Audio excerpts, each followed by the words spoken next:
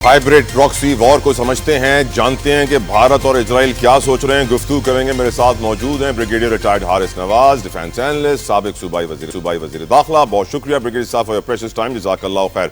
Brigadier साहब, सबसे पहले जो थ्रेट इस वक्त पाकिस्तान को लाहक है उससे हम गुफ्तगू शुरू करते हैं मिस्टर मोदी से। कराची में काउंटर टेररिज्म डिपार्टमेंट ने 4 खतरनाक दहशतगर्द पकड़े हैं जिनका ताल्लुक कलदम अलहदगी पसंद तंजीम से बताया जाता है। बलूचिस्तान में यही अलहदगी पसंद तंजीमें काम कर रही हैं। सिपा सालार ने भी इनका जिक्र किया। प्रॉक्सी हाइब्रिड वॉर भी चल रही है। मोदी तिलमिला रहा है, परेशान है शिकस्त की वजह से। आपकी नज़र में ये जो मिसाइल टेस्टिंग किए जा रहे हैं और प्रेशर क्रिएट करने की कोशिश की जा रही है, घर में वो बेइज्जत हुआ है, what can we expect from Modi sir? देखें, बात यह है कि इस वक्त इंडिया बिल्कुल बुखलाहट का शिकार है। इनमें इनकी सोच माफ हो चुकी है। ये इनकी जितना इनकी शिकस्त में मुंह काला हुआ है, इनके घुटने टेके अमेरिकन के आगे, और अमेरिकन प्रेसिडेंट को रोजाना इनको भिगो भिगो के मार रहे। 28 दफ़ा उसने ये कहा कि मैंने ही जंग रुकवाई है, मैंने सीज पर कराई है, मैंने डीएस्केलेट कराई। नहीं मान रहे ये नरेंद्र मोदी। कल लोकसभा में इसको जलील करके रख दिया पूरी ऑपोजिशन में। इसको शर्म नहीं आती है। प्रेसिडेंट ने 2 दफा कहा कि 5 जहाज गिरे हैं, इससे ज्यादा उसको और क्या शर्मिंदा कर सकते हैं। इसके बाद अवाम इसके खिलाफ हो गई है। इनके अपने जो आरएस का जो प्रेसिडेंट है उसने कहा इसको रिजाइन होने के लिए, खुद भी उसने वाइस प्रेसिडेंट रिजाइन कर दिया है। 75 ईयर सितंबर में हो रहा है, ही हैज टू रिजाइन। इसको डाइजेस्ट चीजें नहीं हो रही हैं। ऊपर से जाते जाते जिस तरीके से इंडियन पब्लिक खिलाफ हुई है, इसके बिहार का इलेक्शन आया उसकी वो फिक्र हुई है। इस वजह से ये कभी आपके सामने ऑपरेशन महादेव की बात करता है, कभी ये बात करता है ऑपरेशन संदूर चलता जा रहा है, कभी ये अब ये हाइब्रिड जो वॉर डाली उसने प्रॉक्सीज की डाली हुई ये शुरू किया हुआ है।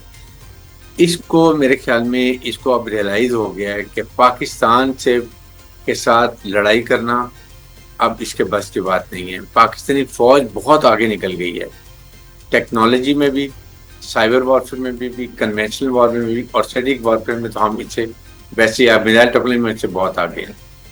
सो इसने अब सोचा कि सिर्फ प्रॉक्सी यूज करें और पाकिस्तान को जो है वो इंटरनली हम इसको ब्लीड करवाएं।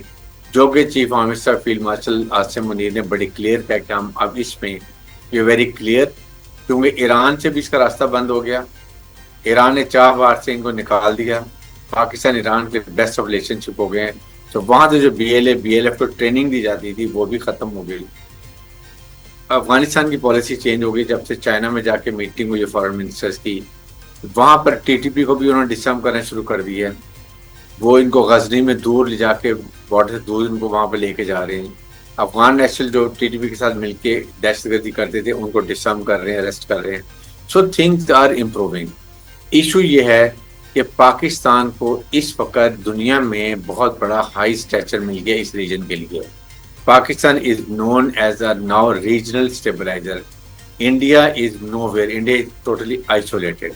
अभी आपके सामने जनरल वो माइकल पेरेला आए थे जो सेंटकॉम कमांडर हैं। सेंट्रल एशियन 4 नेशन के चीफ ऑफ डिफेंस स्टाफ आए थे, बड़ी डिटेल में मीटिंग हुई है। पाकिस्तान वाला कॉर्नर स्टोर हमारे पास हुई है meeting. China is definitely helping us out. So ये एक कॉम्बिनेशन इतना अच्छा बन गया है कि इंडिया पूरी रात की नींदें उड़ गई हैं। इसको अब समझ नहीं आ रहा क्या करे। अमेरिकन इससे नाराज हैं क्योंकि ये झूठ बोल रहे हैं और अमेरिकन प्रेसिडेंट को लेट डाउन कर रहे हैं। फ्रांस को उन्होंने वैसे लेट डाउन कर दी उनको राफेल की वजह से। रशिया इनसे नाराज है। साहब, इस पूरी सिचुएशन को अब आप जोड़िए फलस्तीन नेतन्याहू के साथ। मोदी का यार है नेतन्याहू, दोनों एक टीम के हैं। डोनाल्ड ट्रंप कभी लगता है उस टीम में अंदर है, कभी बाहर है।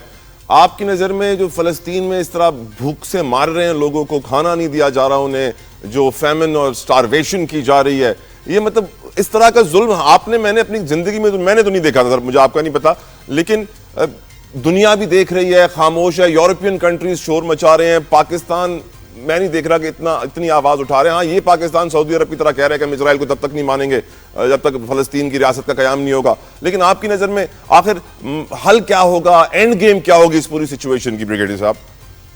बेसिकली एक तो ये वाकई मेरे ख्याल में डिजास्टर है, और ये सबसे बड़ी हमारे ये ह्यूमैनिटी के लिए, جو بہت بڑے ہیومن رائٹس کے چیمپئن بنتے ہیں یورپین یونین امریکن، ان کے لیے، اور سب سے بڑی شرمندگی کی بات ہے مسلمان ملکوں کے لیے، وہ اسی کے لیے کہ جس طریقے سے ان کے سامنے ظلم و بربریت ہو رہا ہے، اور وہ یہ ان کو سمجھ نہیں آ رہا کہ الٹیمیٹلی ان سب کے ساتھ یہی ہوگا. یہ غلط فہمی میں ہے، یہ شتر مرغ کی طرح ریت میں سر ڈال کے بیٹھے ہیں کہ شاید ہم بچ جائیں گے.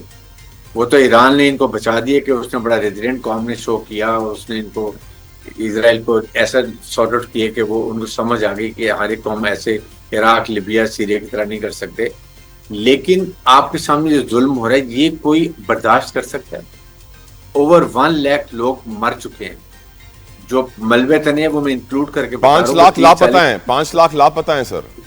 لاپتہ لوگ جو ہیں وہ دبے ہوئے ملبے کے نیچے، آپ سوچیں. اس لیے یہ انسانیت کی توہین ہے. اور اب یہ جو بات کر رہے ہیں برٹشرز بات کر رہے ہیں سپٹمبر تک اگر جنگ بندی نہ ہوئی، سپٹمبر تک جنگ بندی نہیں ہوگی تو باقی کچھ رہ جائے گا. بریگیڈیئر صاحب میں شاید میرے پروڈیوسر صاحب کو مناظر دکھا سکیں. 10 ڈاؤننگ اسٹریٹ لنڈن میں سر برطانیہ کے رہنے والے مسلمان بھی نہیں سر، دوسرے مذہب سے تعلق رکھنے والے، وہ برتن اور چمچہ لے کر آ گئے. جس طریقے سے فلسطین میں وہ کھانا ڈھونڈنے کے لیے گھر سے نکلتے ہیں اور وہ وزیر اعظم کے گھر کے باہر وہ برتن بجاتے رہے، احتجاج کرتے رہے لنڈن میں. کسی نے ان کو پکڑا نہیں، کسی نے ان کو روکا نہیں، فلسطین کا جھنڈا بھی ان کے پاس.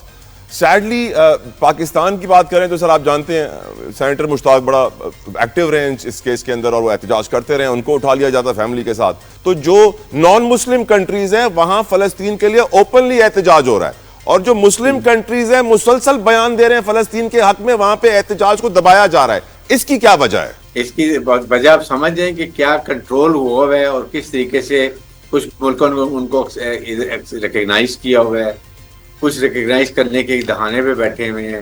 اگر صرف یہی مڈل ایسٹرن کنٹریز ایک کر لیتے کہ ایک فیصلہ کرتے کہ جی ہم اسرائیل سے سفارتی تعلقات ختم کر رہے ہیں اور ہم تمام تجارت اکنامک بائیکاٹ کر رہے ہیں، آپ دیکھیں واٹ ہے.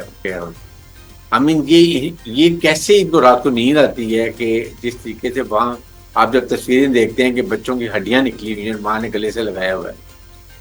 یہ کیسے یہ جواب کس سے دیں گے اللہ تعالیٰ کو؟ مجھے تو اس بات کی سمجھ نہیں آتی ہے. اس لیے اور یہ مڈل ایسٹ کو وہ یہ کوشش کر رہے ہیں. آپ دیکھیں بات کیا ہے، اسرائیل چاہ رہا ہے کہ ان کے قیدی نکلیں، 60 دن کی جنگ بندی ہو، قیدی مرے ہوئے زندہ سب واپس مل جائے، اور 60 دن کے بعد وہ پھر ختم کرے گا اور پھر ان کو مار کے حماس کو ڈسارم کرے گا، ان سب کو نکالے گا. افریقہ میں جارڈن اسرائیل نے تو انکار کر دیا ہے، وہ امریکن پریزیڈنٹ کہہ رہے ہیں کہ ان کو باہر بسائیں گے، ان کو ریکنسٹرکٹ کریں گے، تو یہاں پر وہ ہو جائے گا. جبکہ سعودی عرب کہہ رہا ہے کہ جی یہاں پر 2 نیشن اسٹیٹ ہونی چاہیے. ابھی اسرائیل نے کہہ دیا ہے، اسپین نے اناؤنس کیا ہوا ہے، فرانس کہہ رہا ہے، برطانیہ. تو اب بات یہ کہ کب کرنی ہے، جب سب کچھ ختم ہو جائے گا. سب کچھ ختم. بات یہ کہ اسرائیل ہیز میزربلی فیلڈ ان امپلیمنٹنگ، نہ وہ حماس کو ختم کر سکا، نہ وہ اپنے قیدی واپس چلا سکے، نہ وہ ان کو وہاں سے یہاں سے پش کر سکا. تینوں چیزوں میں ناکام ہے. اس لیے اس کو اپنی بھی فکر ہے کہ جہاں ہی جنگ بندی ہوگی یہ نیتنیاہو کا جو ہے نا یہ اس کی فاتحہ پڑھ لیں، یہ فارغ ہو جائے گا. تو یہ ہیں. لیکن ہمیں سوچنا ہے کہ ہم کیا کر رہے ہیں، مسلمان کہاں کھڑے ہیں. خالی صرف لپ سروس سے فرق نہیں پڑتا اس وقت.